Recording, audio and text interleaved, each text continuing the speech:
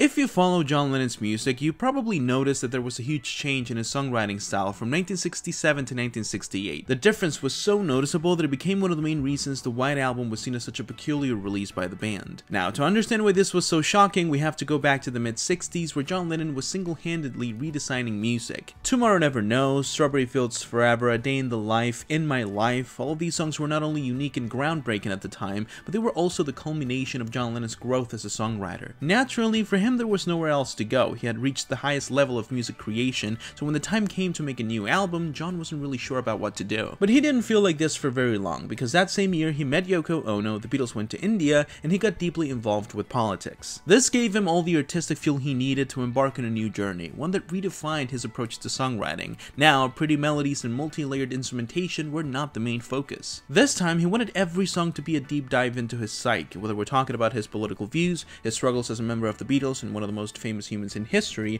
or childhood trauma. This change resulted in his amazing contributions to the White Album, the Plastic Ono Band album, and many of the songs in Imagine, which I think shows why this change, despite being so controversial, is so celebrated by fans. One of the most influential things about John Lennon was precisely the passion and raw emotion that he portrayed on his vocals, and 1968 was the year that marked the beginning of that version of him. Of course, I'm not saying that this John Lennon was better than the one we saw years before, but I honestly do believe it's the most interesting and important one by far. But what do you think?